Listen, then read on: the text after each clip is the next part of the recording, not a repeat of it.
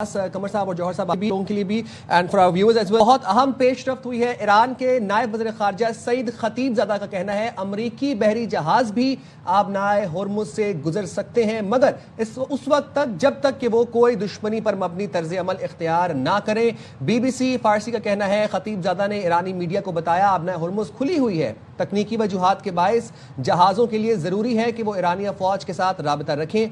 हम आबनाए होर्मुज में मौजूद अपने महफूज रास्तों के जरिए इनके महफूज सफर को यकीनी बनाएंगे। इससे पहले अमेरिकी सदर ट्रंप ने ईरान पर तनकीद करते हुए कहा था कि वो आबनाए होर्मुज के जरिए तेल की नकलो हमल के मामले में बहुत खराब काम कर रहा है। ट्रंप का ये भी कहना था कि वो मुआहदा नहीं जो हमारे दरमियान तय हुआ था, लेकिन अहम पेशरफ्त है और एक डेवलपमेंट है। ईरान के नायब वज़ीर ख़ारजा सईद खतीबज़ादा ये कहते हैं कि अमरीकी बहरी जहाज भी आबनाए होर्मुज से गुजर सकते हैं। चलिए तो मैं फिर इसी खबर से फिर बात करती हूँ। ये तो बहुत बड़ी आइस ब्रेक हो गई है। चीमा साहब, how would you comment on that कि मतलब ये तो सीज फायर मुज़ाकरात होने से पहले ही एक बड़ी डेवलपमेंट है कि अमरीकी जहाज भी गुजर सकते हैं एज लॉन्ग एज यहाँ पे कोई ज़ाहिर है उनकी तरफ से किसी किस्म की कोई ऐसी हरकत फर्जी वायलेशन है।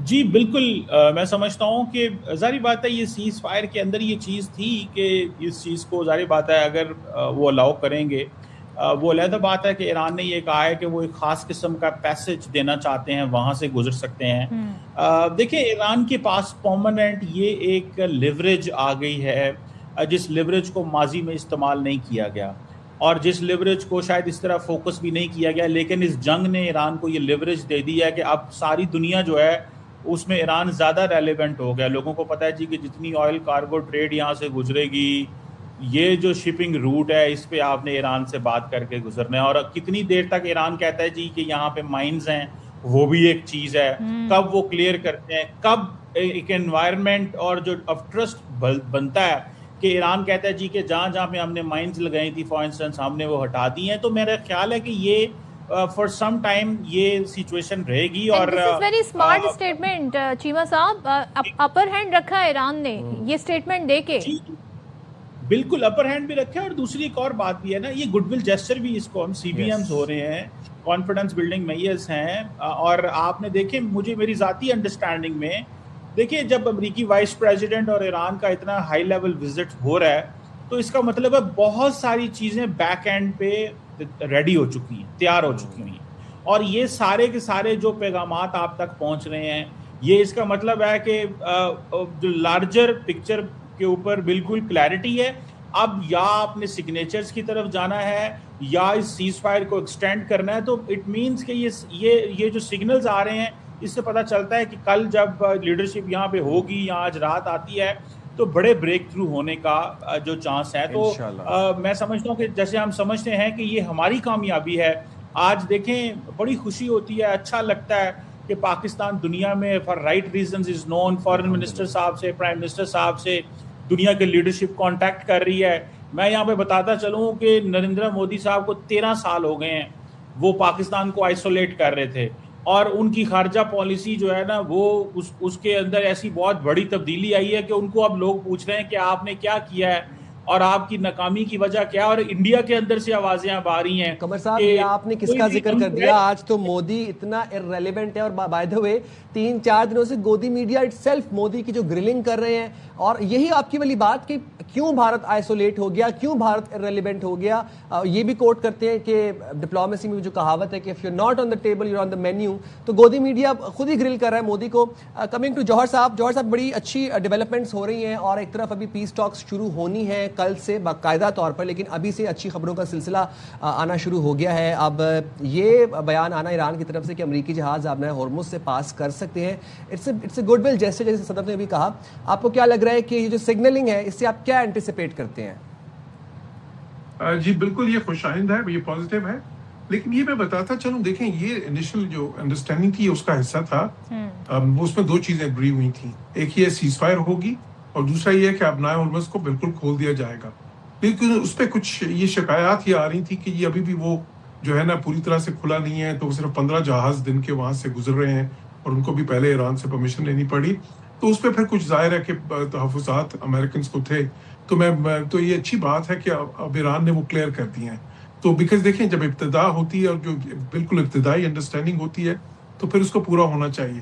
تو یہ بالکل خوشگوار ہے اور ظاہر ہے کہ اس سے مذاکرات جو ہیں ایک اچھی فضا میں شروع ہوں گے. بالکل یہ ایک کانفیڈنس بلڈنگ میجرز جو ہیں ان میں آتا ہے, لیکن ظاہر ہے کہ یہ اس انڈرسٹینڈنگ کا حصہ تھا جو کہ ہوئی تھی. اب یہ کہ جب یہ مذاکرات آگے بڑھیں گے تو دیکھیں سب سے پہلی چیز کیا ہوگی اس میں کرنی. سب سے پہلی چیز یہ ہے کہ یہ اگری کرنا ہوگا کہ یہ سیز فائر جو ان سی ابھی تو 15 دن کی ہے, اس کو مزید یا تو اس کو پرماننٹ کرنا ہوگا یا مزید طوالت دینی ہوگی. اور ساتھ ہی ساتھ ایک کچھ انیشل انڈرسٹینڈنگ جو ان سی ہے, ایک ایم او یو میں سمجھتا ہوں کوئی ایم او یو ٹائپ چیز جو ان سی ہے وہ شاید کسی وقت سائن کے لیے سگنیچرز کے لیے تیار ہو جائے. لیکن بات اس پہ ختم نہیں ہوگی. پھر اس کے بعد پھر دوسرا مرحلہ شروع ہوگا جس میں مزید جو کمپلیکیٹڈ ایشوز ہیں اس پہ پھر میں سمجھتا ہوں کہ مذاکرات ہوں گے. اب تو میرا یہ اندازہ ہے کہ یہ فیزڈ پروسیس ہوگا اور یہ جو ہے نا بالکل اگر اس کا پہلا جو فیز ہے وہ کامیابی سے ہمکنار ہوتا ہے تو بہت بڑا سٹیپ فارورڈ انشاءاللہ ہوگا. اور بلکہ ایک سٹیپ فارورڈ تو ابھی ہو گیا ہے, یہ جو مذاکرات کی میز پہ آگے ہیں اور اس میں بھی کوئی اسرائیل کی کوششوں کے باوجود کوئی میجر روڈ بلاک نہیں آیا.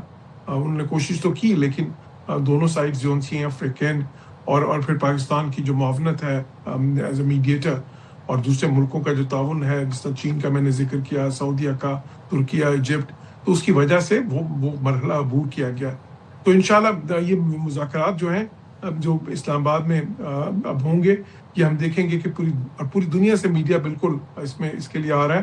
اور یہ بھی بہت اچھا جس طرح آپ نے بتایا بھی کہ یہ جو پاکستان نے الاؤ کیا ہے کہ ویزا آن ارائیول اور جو ہے نا آسانیاں پیدا کی ہیں سفر کے لیے بھی, کیونکہ دیکھیں پاکستان کے لیے بہت ہی عمدہ موقع ہے ایک پاکستان کو ری برانڈ کرنے کا بھی, کیونکہ پاکستان کے بارے میں اتنا منفی پروپیگنڈا انڈیا کی طرف سے پچھلے سالوں میں اور بلکہ دہائیوں میں ہوا ہے کہ اس سے دنیا میں بہت مس پرسیپشنز کریٹ ہوئی ہیں پاکستان کے بارے میں. اور ابھی یہ جو ونڈو آف اپرچونٹی آئی ہے اس میں پاکستان کو بالکل ایک دوسرے جو کہ اصل پہلو ہے پاکستان کا, اصل رخ ہے پاکستان کا, اسے دیکھا جا رہا ہے. تو ہم تو بالکل یہ چاہیں گے کہ اس موقع پہ جتنا بھی انٹرنیشنل میڈیا ہے, جتنے زیادہ باہر سے وزٹرز آئیں جو اس ہسٹورک اس تاریخی موقع کو وٹنس کرنا چاہیں, بالکل اس میں کوئی رکاوٹیں نہیں ہونی چاہیے. اور یہ آ کے وہ اصل پاکستان دیکھیں, کیونکہ میں نے تو دیکھیں جب بھی دیکھا ہے, میں جرمنی میں جب سفیر تھا یا اٹلی میں تھا, وہاں سے جب ڈیلیگیشنز پاکستان ہم بھیجتے تھے اور جب پاکستان سے ہو کے وہ واپس آتے تھے تو وہ کہتے تھے کہ جی جو پاکستان ہم نے جا کے دیکھا یہ وہ تو نہیں تھا جو جس کا ہمیں تاثر دیا گیا تھا. یہ تو پاکستان اس سے بہت زیادہ خوبصورت اور بہت ہی زیادہ بہتر ملک ہے. تو انشاءاللہ میں سمجھتا ہوں کہ یہ جو تاریخی اپرچونٹی پاکستان کو ملی ہے اس کو اس ضمن میں بھی جو ہے نا اس کا فائدہ ہوگا اور اس سے پاکستان کو جو ہے نا اپنا صحیح امیج دنیا کے سامنے جو پہنچانے کا موقع ملے گا انشاءاللہ. بالکل انشاءاللہ. اور جو بات چیمہ صاحب نے بھی کہی تھی کہ پاکستان کے اندر پوٹینشیل بہت ہے, بہت کیپیبلٹی